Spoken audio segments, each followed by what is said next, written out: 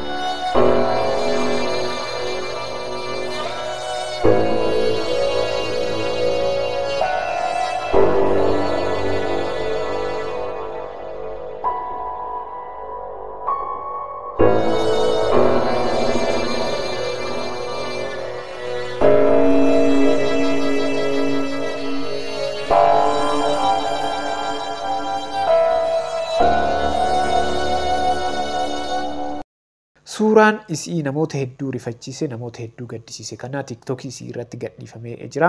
Namoonni hedduu yaada garaagaraa irratti kennanii jiru. Isaan keessaa koomentii barraa'e keessaa muraasa dubbisa. Namoonni suuraa akkanaa maxxansitan garuu sammuu fayyaa qabdu laata. Rabbii keessan sodaadha. Maatii mucayyoo tanaatii yaada fol'oof jettanii jiru namaa hin jeeqinaa jedha. Kaleessa ni badhaasu namichi abbaa gumaati. Dhiigni mucaa qulqulluu kanaa harkuma isaa keessa jirti. Dhugaan haa dubbattu jedha. Kun suuraa nama biraatii kan Qananiiti miti. Waaqa sodaadha. Maaltu wal fakkeessa Oromoo? Hubadhu duraan. Andura ishee hin seene fannoo morma ishee irra jiru ilaalee ishee ta'uu hubadhe. Waaqayyo lubbuu ishee haa maaru jedha. Dhugaa ishees haa baasu jedha. Andu'aalam ishee gamoo irraa darbee hin ajjeesne. Garuu lola isaan gidduu jiruun akka lubbuun ishee darbe beekamaadha. Dubbiin jiru kanuma jedha. Namoonni hedduu akkanatti koomentii irratti yaada isaanii kennanii jiru. Kana qofaa miti namoonni tokko viidiyoo hojjetanii viidiyoodhaanis yaada irratti kennanii jiru. Haa ilaallume. Suuraa kana ilaala. Suuraan kun icciitii guddaa qaba. Suuraan kun guyyaa har'aa fuula TikTokii Qananii Addunyaa yookaan jaalallee artist Andu'aalam Gosaa tan ji'oota muraasa dura ajjeefamte fuula TikTokii isii irratti poosti ta'ee jechuudha suuraan kun. Suuraan kun ajjeefamuu isii wajjin waan icciitii qabu natti fakkaata. Suuraan kun guyyaa har'aa poosti ta'e. Hanga guyyaa har'aa suuraa kana poosti hin godhamne maaliif ture?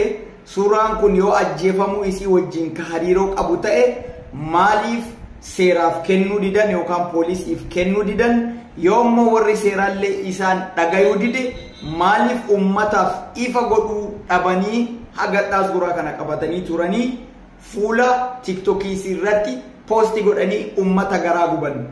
Tokkoffaan amma wanni jechuu barbaada. Namni suuraa kana poosti godhee fi namni TikTokii isii yookaan bilbila isii harkaa qabu itti gaafatamuu qaba. Namni sun seeraan barbaadamee itti gaafatamuu danda'uu qaba. Qoratamuu danda'uu qaba namni sun jechuudha. Namni sun suuraa kana eessaa akka fide itti gaafatamuu qaba. Icciitii suuraa kanaa immoo seeraaf dabarsee kennuu danda'uu qaba. Yoo warri seeraa isaa dhaga'uu dhabe yookaan nama san dhaga'uu dhabe ummataaf baanii ibsa godhuu danda'uu qabanii jechuudha. Aniin kanin jedhee amanu namni seera cabse tokko yakka dalage tokko seeraaf itti gaafatamuu lubbuu namaa guddoo sanii miti. Lubbuu namaa qaalii sanii miti. Namni seera cabse kamuu seeraaf itti gaafatamuu danda'u qaba. Asirratti wanti an jechuu barbaadu namni biraa yoo waan akkanaa godhaa jiraate sirrii miti. Seeratti dhiyaatee seeraan gaafatamuu qaba, qoratamuu qaba. Maatii isii yoo ta'e ammoo maatiin isii TikTokii isii bilbila isii fayyadamaa jira yoo ta'e, yoo maatiin ammoo bilbila isii keessatti argee maxxansee jiraate yookiin waan kana TikTokii isii irratti gadhiisee jiraate suuraa kana ummataaf ifa godhuu qaba, ummataaf beeksisuu qaba jedhee yaada.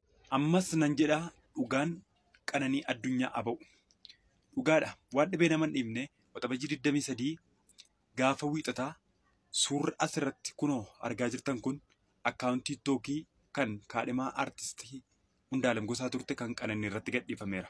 Qananiin waaqayyo lubbuu ishee amaaru malee gaafa duutee suuraa jalqaba lammaffaarra jiru kana gadhiifteeti kan isheen deemte. Garuu waxabajii 23 suurri inni tokkoffaarra jiru bucaan uffata diimaa uffattee jirtu kun suura kana akkaawuntii TikTokii kan Qananii Addunyaa irratti gadhiifteetti. Akkamitti wanti kun ta'uu danda'e? Eenyu harka jira? Iccitiin TikTokii kun TikTokii iccitii isaa baaswordii isaa namni biraan akkamittiin beekee fayyadamuu danda'a? Eshi akkamitti wanti kun callisee ilaalama? Bucaan kun akkamittiin TikTok kana fayyadamuu dandeessa?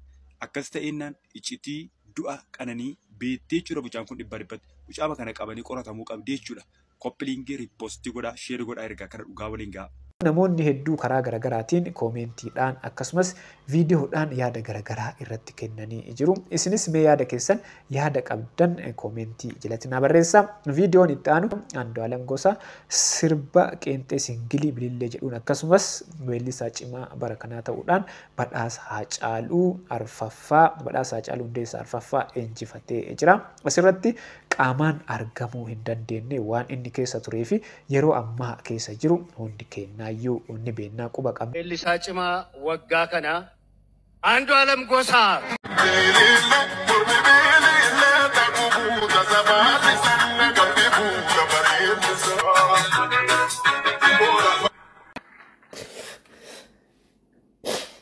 Fayyaa ta'us immoo Andu'aalam gaddarra jira. Yeroo ammaa kana haala baay'ee ulfaataa keessa jira. Dhaamsanni dhaammateenii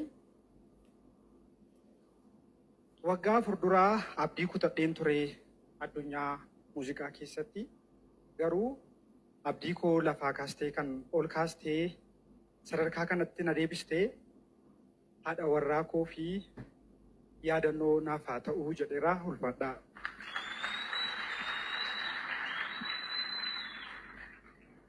Sadarkaa har'a irra ga'e kan irra akka gahuuf sababa guddaa kan naa ta'e haadha manaa kooti jedhee waa'ee isii akkanatti dubbatee jira. Injifannoon guyyaa har'aa an argadhe kun badhaasni an argadhe kun yaadannoo isheetiif naa ta'u jedhee dhaamsa isaa akkanatti dabarfatee jira. Viidiyoon guyyaa har'aa kana fakkaata. Isinis yaada keessan yaada qabdan kamiyyuu koomentii jalatti naa barreessaa. Namoonni haga ammaatitti ilaaltanii maatii hin ta'in maatii ta'a laayikii godhaa, hundi keessanuu sheer godhaa. Ana wajjin viidiyoo itti aanuun wal agarra hangasitti turtii gaarii.